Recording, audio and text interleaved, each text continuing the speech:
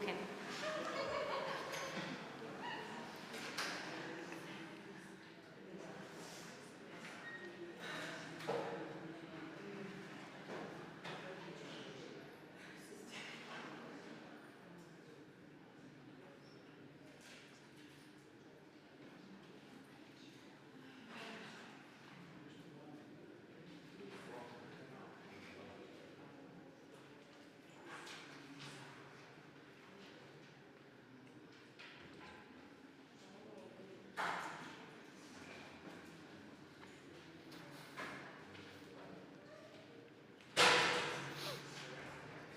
Kalimera.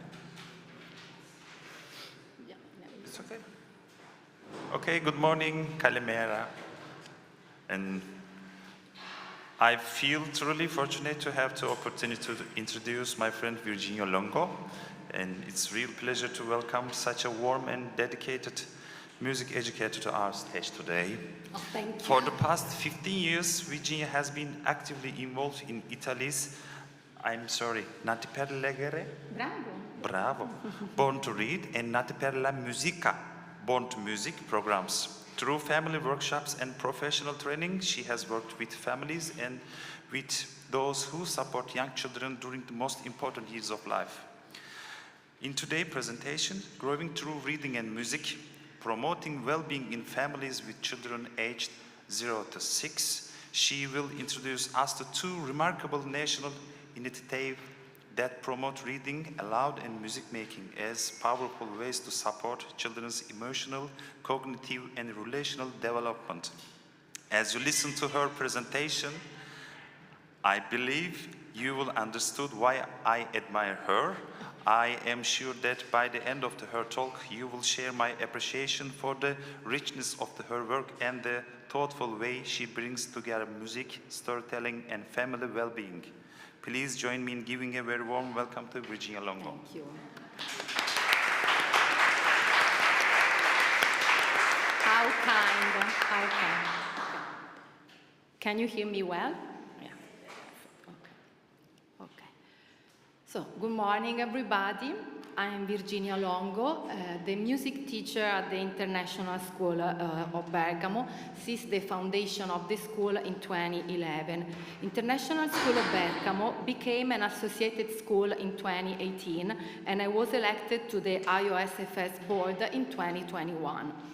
In 2008-2009, I completed the postgraduate course in music and dance education, special course at the Orff Institute in Salzburg.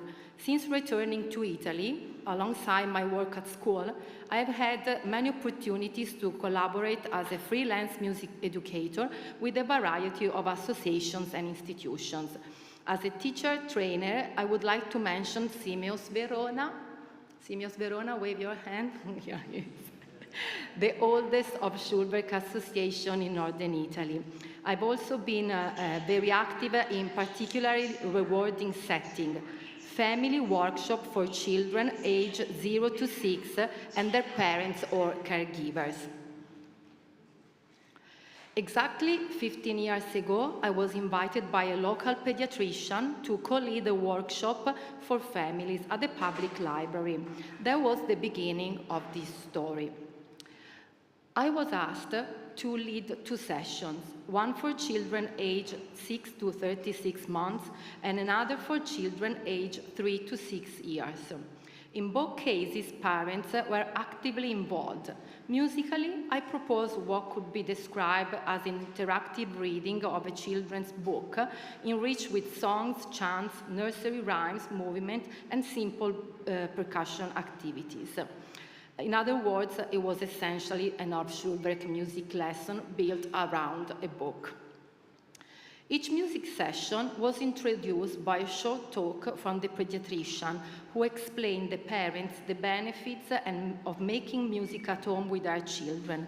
I was particularly struck by the fact that she encouraged parents not only to participate actively in the music sessions, but also to observe how I interacted musically with their children and then reflect on how they could adapt similar activities at home. She also gave families informational materials such as these flyers and bookmarks.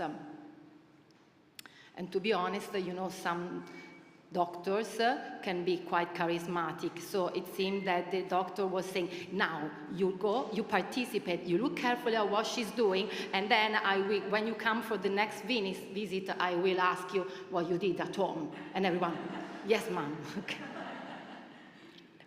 Okay. As you can see, of course, they are in Italian because these are for local families. Each bookmark contains a list of age-appropriate activities that parents can enjoy with their children. The activities are carefully selected to match the different stages of child development. That was the beginning of my journey into the fascinating world of Born to Music first and later Born to Read.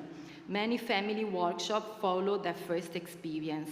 Before long, I was invited to join a multidisciplinary team of specialists, including pediatricians, librarians, musicians, and music educators, whose role was to promote the two programs throughout the country and to train professionals who would work directly with children and families. Let me briefly introduce the two programs. Born to Read, Nati per Leggere, was established in Italy in 1999 through a partnership between the Italian Library Association, the Cultural Association of Pediatricians, and the Center for Child Health. It's a national program that promotes reading aloud within families with children from birth to 6 years of age, supporting their emotional, cognitive, and social development. In 2006, Born to Music was launched, bringing together musicians and music educators alongside the original partners. Today, professionals increasingly integrate the two programs into their daily work with children and families. Both programs rely on the commitment of trained professionals as well as dedicated volunteers. Now, you might be asking yourself, why should we invest so much effort in promoting shared reading and active music making within the family from such an early age? According to the 2018 document, Nurturing Care for Early Childhood Development, a framework for helping children survive and thrive to transform health and human potential, published by the World Health Organization, UNICEF, and the World Bank Group, the Foundation for Lifelong Health, Learning and Well-being are established in the earliest years of life. So now we can read together some very important statements. What is one of the best ways a country can boost shared prosperity, promote inclusive economic growth, expand equitable opportunity, and end extreme poverty? The answer is simple: invest in early childhood development. Investing in early childhood development is good for everyone: governments, businesses, communities, parents and caregivers, and most of all, babies and young children. It is also the right thing to do, helping every child realize the right to survive and thrive. And investing in early child development is cost-effective. For every $1 spent on early childhood development interventions, the return on investment can be as high as $13. Early childhood development is also key to upholding the right of every child to survive and thrive. Meanwhile, the cost of inaction is high. Children who do not have the benefit of nurturing care in their earliest years are more likely to encounter learning difficulties in school, in turn reducing their future earning and impacting the well-being and prosperity of their families and societies.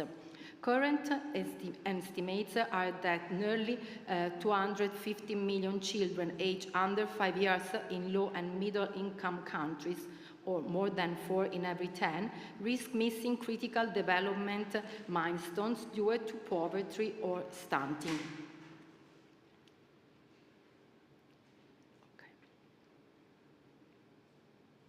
Okay, here we have a summary.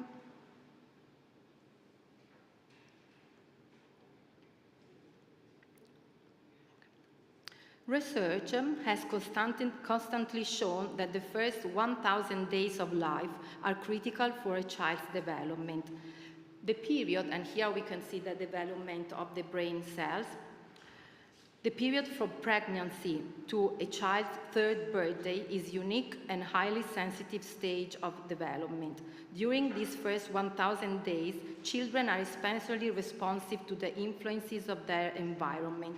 The experiences they have during this time lay the foundation for lifelong learning, emotional well-being, and productivity, while also shaping the health and well-being of future generations. Research has identified several major threats to early childhood development. Okay. These include extreme poverty, insecurity, gender inequality, violence, environmental toxins, and poor mental health. Such challenges affect not only children directly, but also their caregivers, parents, family members, and others responsible for their care. When caregivers face these difficulties, their ability to provide the protection, support, and nurturing that young children need is significantly reduced.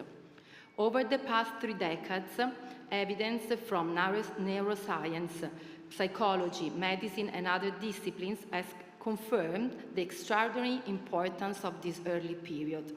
Development during pregnancy and the first 3 years of life establishes the foundation for physical health, cognitive development, emotional well-being, and future success throughout childhood, adolescence, and adulthood. At birth, a baby's brain already contains nearly all the neurons it will ever have. During the first 2 years of life, however, billions of neural connections are formed, largely in response to everyday experiences and, above all, to interaction with caring adults. And that's what we can see in this slide. Although brain development follows a genetically programmed pathway, it is profoundly shaped by the child's experience. Even before birth, babies begin to experience the world through their senses. Touch develops first, followed by taste, hearing, smell, and vision later in pregnancy. After birth, these senses become the channels through which children explore their surroundings, learn from their environment, and adapt both physically and emotionally. So here you can see in this slide that the brain cells more or less are the same. What is changing are the connections between one and another.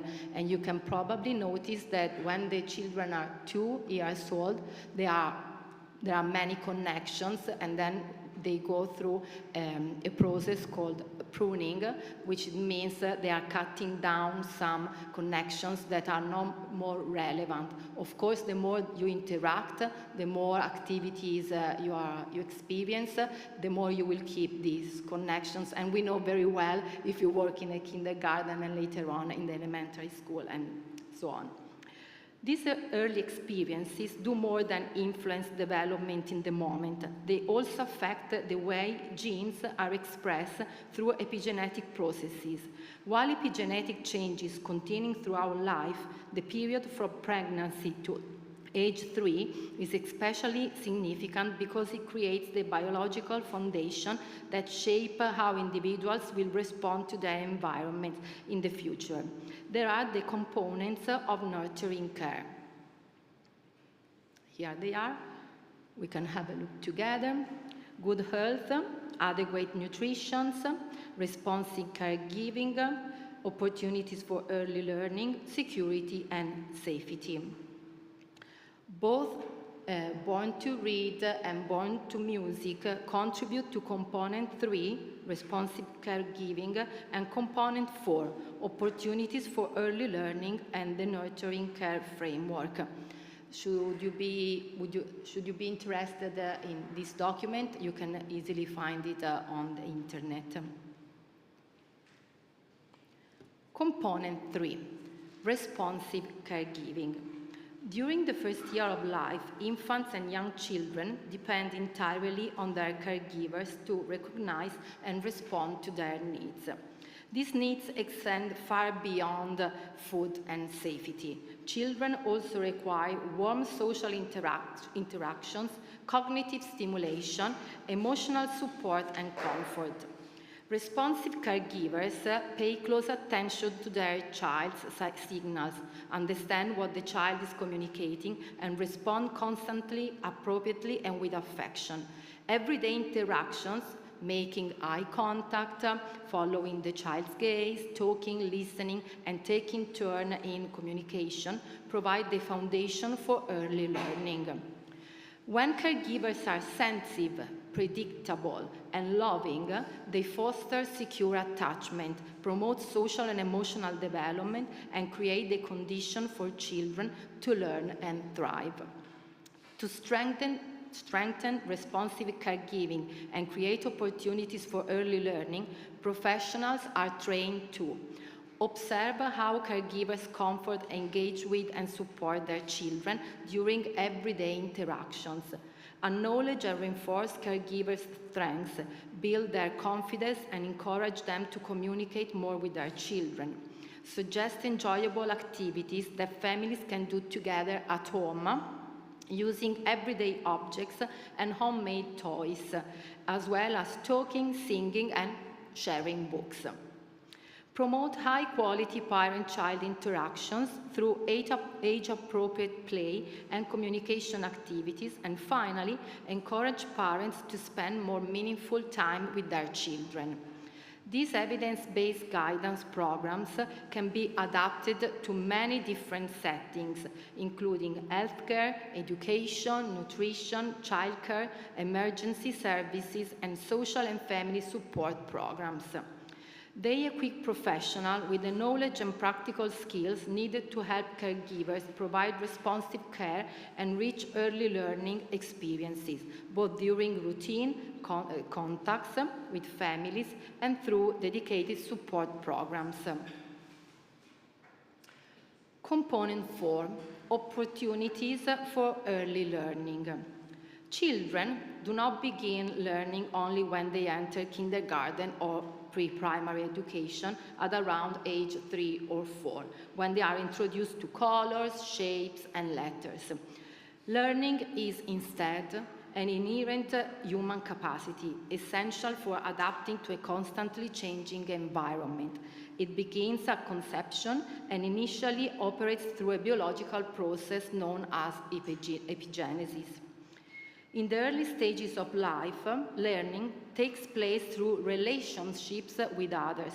It emerges through everyday interactions such as smiling, making eye contact, talking, singing, imitating, and simple games like waving goodbye. Children also learn through play with ordinary household objects such as cups, empty containers, and cooking pots, which help them explore texture, function, and possible uses. Even caregivers with limited time can be supported and encouraged to talk with their children during routine activities, such as feeding, bathing, and other daily tasks. These seemingly simple interactions are powerful opportunities for learning, helping children understand people and the world around them. What young children need most is affectionate, secure caregiving within a family environment, along with gentle guidance in everyday routines and relationships. These experiences form the basis of early social learning and shape how children engage with others from the very beginning of life. Let's go now back to the programs.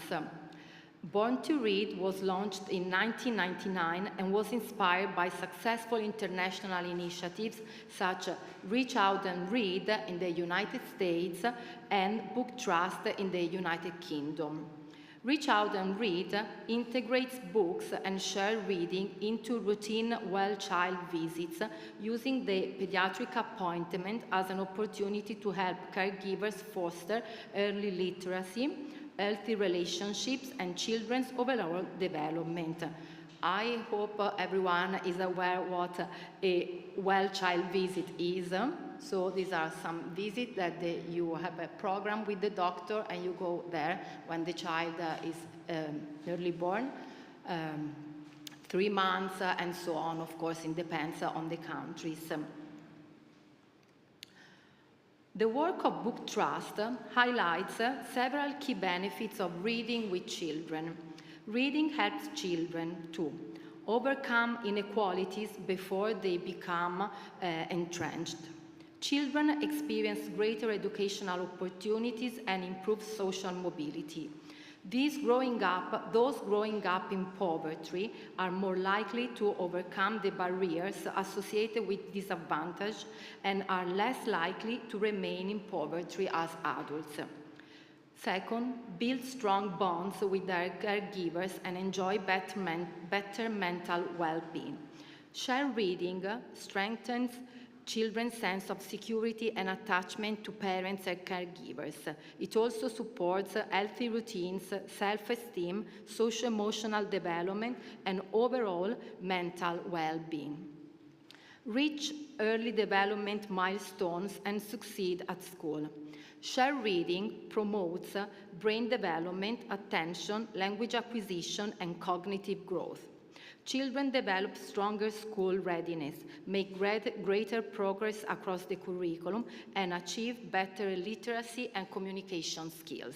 Finally, develop empathy, creativity, and imagination, and I think we are here also for this.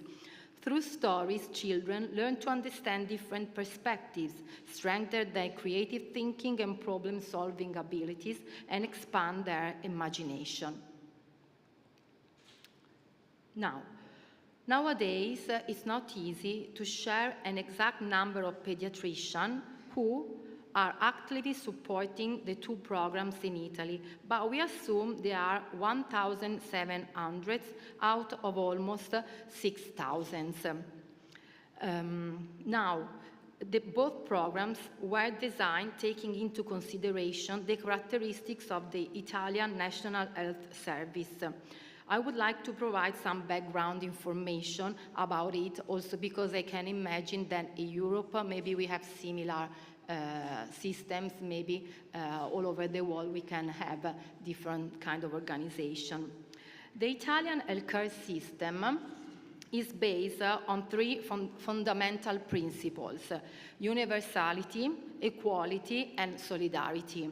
It was established by law in December 1978 and operates in accordance with the Article 32 of the Italian Constitution, which recognizes health as a fundamental right of every individual. Funded through general taxation, that's the negative aspect, the national system provides access to healthcare services for Italian citizens residing in Italy, EU workers and their dependents, and not EU citizens holding specific residence permits. Individuals who belong to these categories are entitled to register with a family doctor whose services are fully covered by the national health system. Children are assigned a family pediatrician, also free of charge through the national system. Family pediatricians care for children up to the age of 14 or in special circumstances up to 16 years of age, providing routine health checkups, vaccination, preventing care, diagnosis and treatment of non-emergency illness. As you know, pediatricians play a central role in both Born to Read and Born to Music. If the majority of the Italian family pediatricians fully embraced the principle underpinning these programs and constantly promoted shared reading and music making within the family from the earliest months of life, Italy would have the potential to become one of the most advanced countries in Europe in terms of child development, early literacy, and family support. Now, what's the role of the family pediatrician in Born to Read and Born to Music.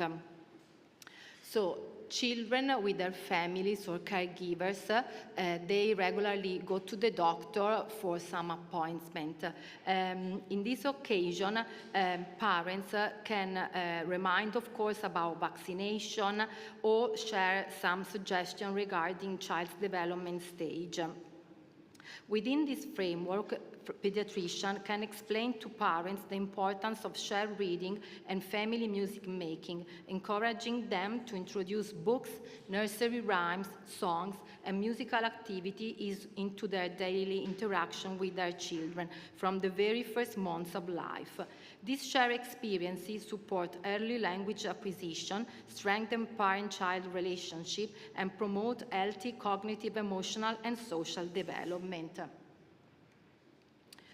So also libraries, public libraries, are very widespread across the country, and almost every single small village has a tiny library. Of course, in big cities, we have huge, important public libraries.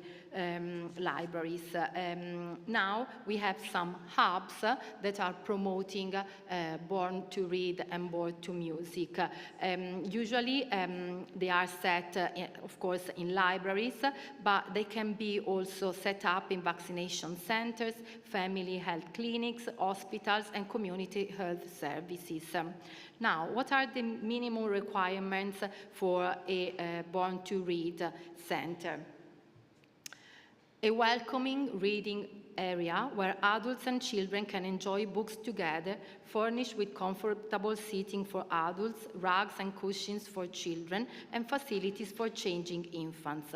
Low, child-accessible bookshelves that encourage children to browse and select books independently, and carefully select collection of high-quality books in different formats and genres, appropriate for the age group 6 to 18 months, 18 months to 36 months, and 3 to 6 years. So also Born to Music can take place in such centers, but let's say any kind of public space can become a place for Born to Read and Born to Music. Now, Born to Music is a little bit less popular, let's say, not popular, it's very popular, but not so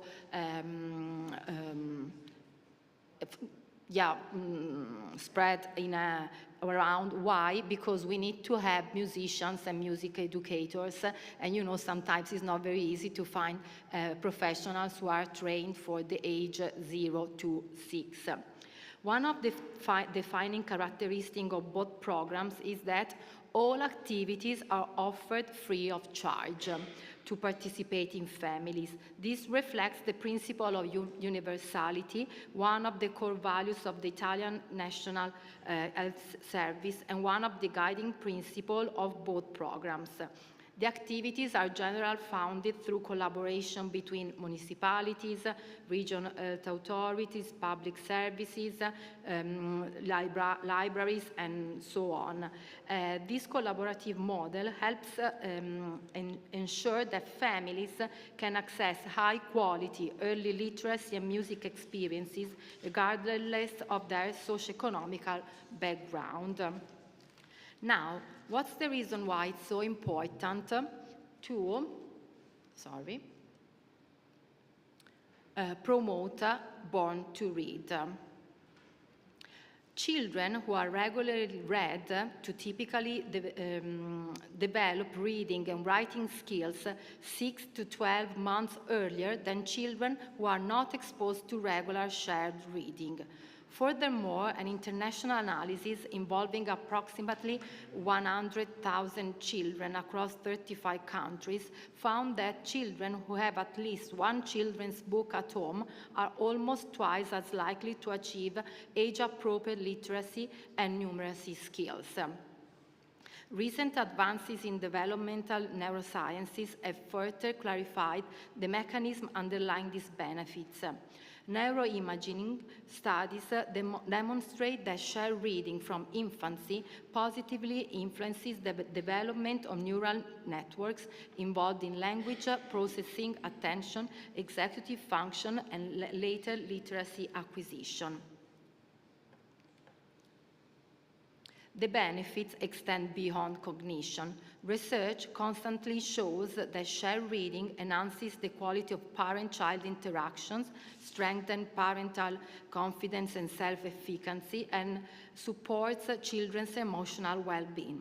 Importantly, these cognitive and socio-emotional benefits are greatest among children growing up in socioeconomically disadvantaged families, making shared reading one of the most effective early interventions for reducing educational and social inequalities before school entry.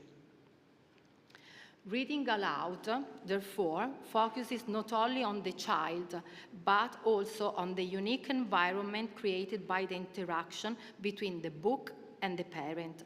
In shared reading, the parent is regarded as a valuable teacher who adapts their support to the level of competence the child is able to achieve at that particular moment. And I would like to say not only the parent, but any caregivers, but teachers, educators, grandparents, whoever is around the child. This teaching process, described by Jerome Brunner as scaffolding, provides a foundation built not only on affection, but also on the parent's ability to recognize the child's current level of understanding. Supported in this way, the child can progressively develop language and early literary skills through shared book reading. This process takes place within what Lev Vygotsky defined as the zone of proximal development, the developmental space in which a child can learn or solve a problem only with the guidance and collaboration of a more knowledgeable adult. The parent's sensitivity lies in recognizing what the child is ready to learn at that specific stage of development and providing appropriate support. At the same time, the parent avoids the frustration that may arise from teaching skills the child has already mastered the actual developmental level, or skills that are still beyond the child's current developmental capabilities, the potential developmental level. Now, what kind of reading should we offer to the child? Dialogical reading differs fundamentally from the traditional way adults read to children. The change in roles is crucial. In conventional shared reading, the adult reads while the child listens. In the dialogical reading, however, the child gradually becomes the storyteller. The adult progressively assumes the role of an active listener, asking questions, adding information, encouraging the child to elaborate on the story, and prompting increasingly rich language use. Italian studies have also explored the factors associated with parents reading aloud to their children. The strongest predictors are parents' educational level, geographical area of residence, with higher rates in northern and central Italy than in southern Italy, and the family's own reading habits. At the same time, children's publishing in Italy has experienced remarkable growth over the past 2 decades in terms of production, distribution, and sales, becoming one of the most dynamic sectors of the Italian publishing industry, and often continuing to expand even during periods of decline in the wider publishing market. Now I would like to present this very specific part of Born to Read, and of course Born to Music, which is related to some difficulties we encounter, as most of the European countries, and not only, in welcoming children who are migrants, immigrants, or maybe they were born in Italy, but the family are immigrants. We call this project Mamma Lingua, which is mother tongue. This is the poster, and the slogan is "Stories for all, no one is excluded." So these are, let's say, the slogan we use to promote Mamma Lingua.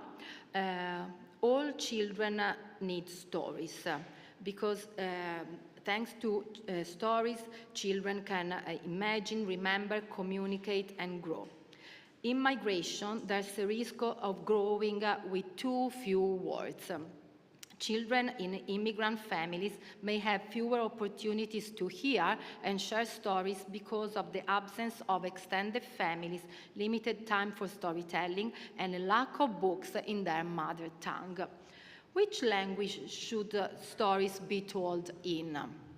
Many immigrants' parents want to pass on their home language, yet they are not often encouraged to use only the language of the host country, even when they are not fully confident in it.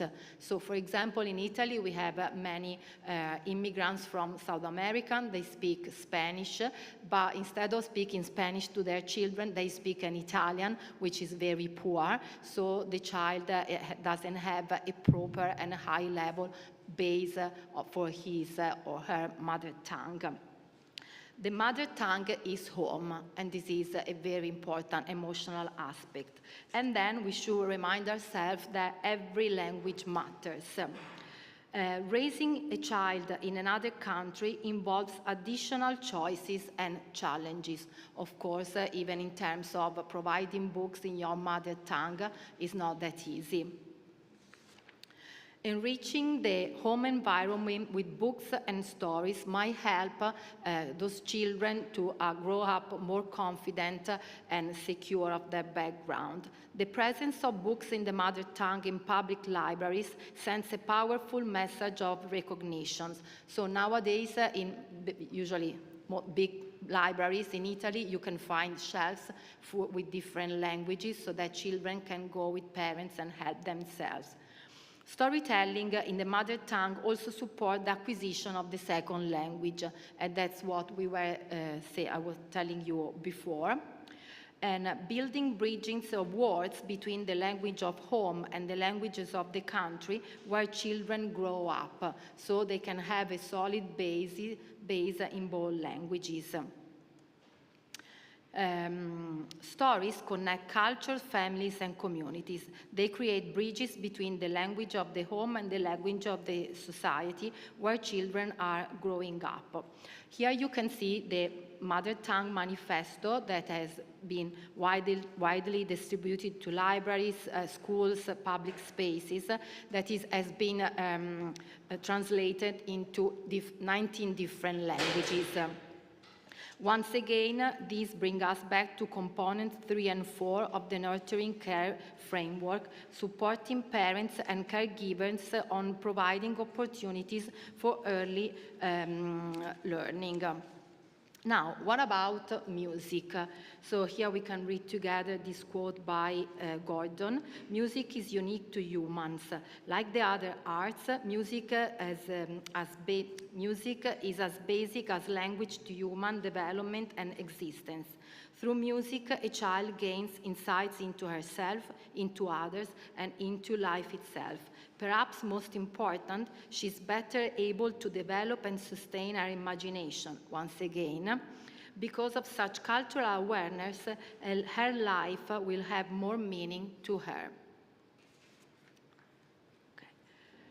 Born to Music is a program dedicated to exploring the value of shared musical experiences within the family. The main goal is to promote early listening and family music making as powerful means of communications and that strengthen the emotional bond between parents and their children while fostering both cognitive and social-emotional development. So here, we can see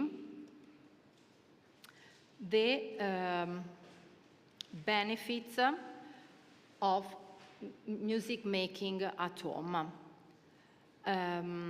What do we mean with music? Of course, it includes instrumental performance, singing, and listening. And the benefits of making music, they are widely known. Research also shown that early musical experiences enhance communication skills and the core cognitive functions required for non-musical learning. Making music, for example, promotes the development of attention, auditory discrimination, memory, motor coordination, and the ability to interact with others, all essential skills for learning in general. In particular, numerous studies have demonstrated that musical activities improve language development and reading skills. Furthermore, of course, engaging in music introduces children to beauty and nurtures motivation to learn through pleasure, play, and enjoyment. This is the manifesto of Born to Music. I'm sorry, the quality of the poster, the image is very low. I couldn't find a better one. Now, I would like to spend a few words about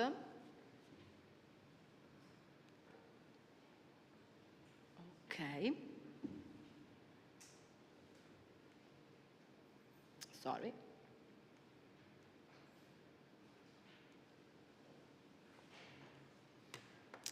A very important aspect, which is informal education.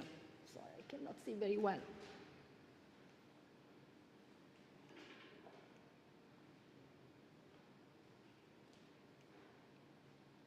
Okay. What do we mean by informal education? We mean a series of stimuli, experiences, and opportunities for learning provided by the family and by those within the child's immediate social environment. These include teaching, songs, nursery rhymes, movement games linked to the sound and music, rhythmic and melodic imitation activities, and more simply, fostering attentive listening through the regular practice of storytelling and reading aloud traditional tales and folk tales. This educational approach closely resembles the philosophy of active music making promoted by the Orff-Schulwerk. While this approach to music making remains common in some cultures, it was largely lost in Italy many decades ago. As a result of the widespread belief that music making is the domain of trained or professional musicians, Italians generally do not engage in informal musical activities as part of their everyday family life. One of the main aims of Born to Music is to help adults reconnect with their own innate musicality, their inner musical child, and to develop the confidence to sing, play, and make music naturally with their babies and young children. The program, Born to Music, seeks to restore music making as a spontaneous, joyful, and meaningful part of daily family interactions, rather than as an activity reserved for professional performers. So now, what's the role of music educators or musicians? They need to take particular care while planning activities for family workshops. While they should always offer high-quality musical experiences, the chants, songs, movement activities, and musical games they propose must be accessible and easy for parents and caregivers to reproduce at home. The aim is to help adults feel confident, competent, and empowered to incorporate similar musical interactions into their everyday family life. So going back to the beginning of this story, that's why the pediatrician was asking the parents not only to participate, but to try to reflect on the activities that were proposed. I was proposing to their children so that at home they could repropose the same activities or make their own, but at the level that was appropriate for their children. I don't know if some of you had any experiences regarding workshops with children. Very often, parents or caregivers are not really aware of the kind of activities the child is ready to take part in, or the reaction we should expect from the child. So usually parents say, come on, clap your hands to a 6-month baby, which actually is something quite tricky. So as a musical educator, leading this kind of activities, I often find myself in the situation of say, yeah, do not insist on this. Look, he's having so much fun. You see those babies that are going crazy with a beautiful smile on their face. And so our task is also to tell parents, look, this is what we should expect. And it depends on the situation. Sometimes music educators or people who would like to provide this kind of activities, maybe in a library, we should know a little bit of science, we should have a little bit of knowledge to go to the politician or to the person in charge and say, look, this is very important because. So let me check. Okay, I'm on time. This is the end of my presentation. Thank you very much for listening.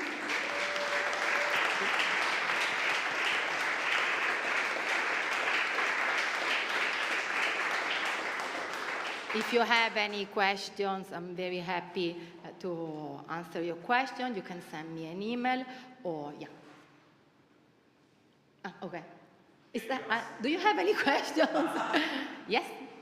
Actually, I'm just curious about Thank you, Virginia. I just want to ask you maybe for your more personal experience in doing these workshops.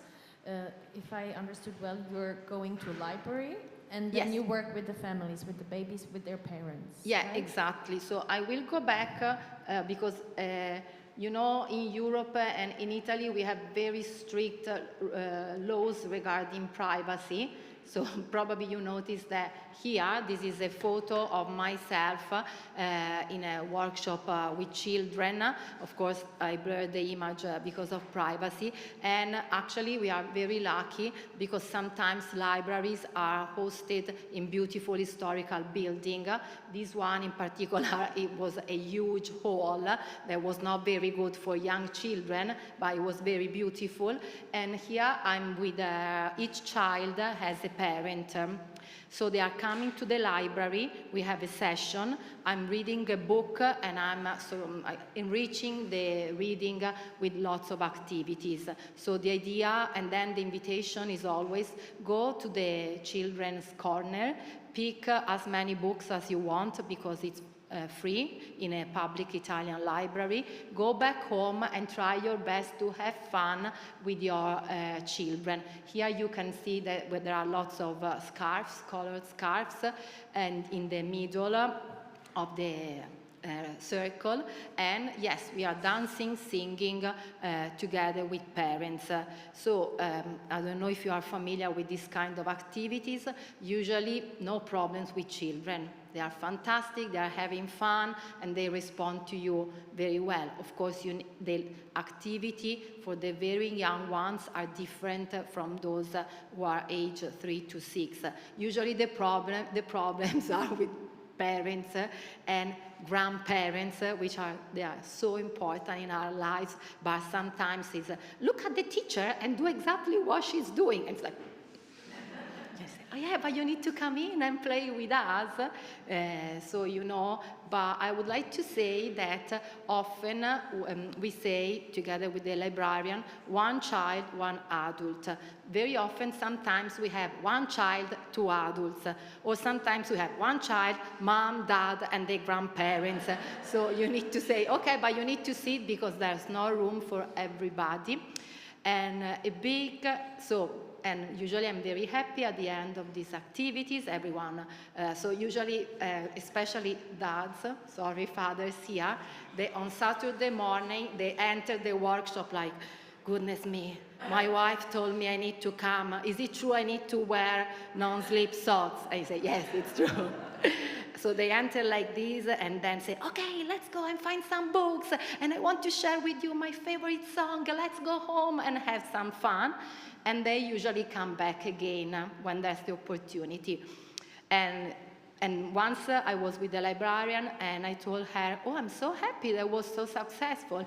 And she told me, yes, I'm happy too, but the problem is that the families you saw today are those coming to the library every week, and they are always in the list for participating in the activities. Our goal should be to pick the other families, those maybe who are migrants or, and also sometimes if I have a bunch of Italians, because at the beginning, music is only for professionals, so Italians are like this, and then they go crazy. But if I have maybe Muslims, moms with a scarf, they are really not, maybe they cannot participate in dancing, so it's also up to me to help them participating in the way they can participate. So I don't know if I answer your question. Yeah, actually my question was just if you can tell us more from your personal experience in leading these sessions. Yeah, as I told you, I love this age, so it's very easy for me to work with this age group. Again, extra care for parents, because as we were saying, nowadays the problem for the children is this one. Supporting the caregivers, because more and more caregivers feel lonely and they don't know very well how to interact with their children. And so you have on one side parents that are buying whatever books you can find regarding their child, and some other parents who are not even curious to learn more about their children, because it depends very much on the educational level of the parent. To me, this is a fantastic opportunity. They are very tiring because you do 45 minutes, it's like a show. And, but yes. And is there also a time to reflect about the books they are working with? For instance, after they experience something with you, they take it at home and then... Yes, absolutely. So it's very nice because children have like a passport, and when they get 10 stamps on their passport, they can have a tiny book for free. So if you are curious to know more about books, so this was I would like to say like a scientific speech. Then the other one I'm gonna give, it's about books, because I have a passion for books, and children's books are on top of my list, and there's a whole world regarding children literature, and every time it is a great opportunity, first of all for me, to reflect on the book, so to focus on some aspects, select and think about how can I link this with the poem, with the rhyme, with a movement activity, and yeah. So the idea is then, I always invite the families to ask the librarians for that book, and then the librarian is coming to me and say, what's the reason why you told them to come and ask for that book? Now I need to look for 20 copies of that book. Yeah, but I say, Eric Carle, how many books do you have by Eric Carle? So if you don't have The Caterpillar, you can get another one, and it's still a good opportunity for parents to learn something, to get to know, and chill. And then it's very nice. I would like to share this. When I lead this kind of activities, clearly the child is looking at me as the leader, let's say, and then they look at me and they look at so Ilkay, you are my dad now. So they are having fun, then they look at dad. If dad is smiling, is a great reinforcement, and they're continuing. If dad is looking at this mobile phone, it's not a good support. But to be honest, I was lucky enough to say that most of the parents are very, very active, sometimes too much. When you pick your children, do from the shoulders, not from the hands. Otherwise, I can see me calling an ambulance because a shoulder. Yeah, we need also, if you are used to working kindergarten, you know what to do, but sometimes no. Or maybe, now let's have a nice circle dance that la, la, la, la, la, and they go spinning. I say, no, that's too much.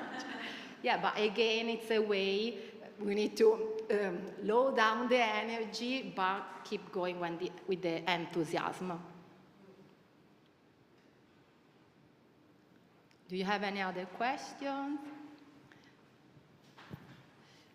I would like just to close up with a sentence saying that I know that maybe the scientific part and also the document from the United Nations can look a little bit too much, but I think it's very important that we educators are aware about this, also because sometimes we need to fight to find spaces to promote this kind of activities, or maybe we need to look for money, and if you go to a politician, you say, you know what, blah, blah, blah, the WHO said that, because if you say, oh, reading is very important, storytelling is essential for life, maybe they are not that open to this, but instead, if you prove something from a scientific point of view, it can be useful. I'm done, Riccardo. Thank you. Say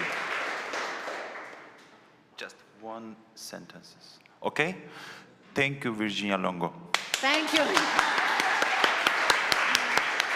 So, if you want to see beautiful, no, not the real ones, if you want to talk about books and books for children, please come and have fun with me to learn about what the world is offering nowadays. Thank you. Thank you.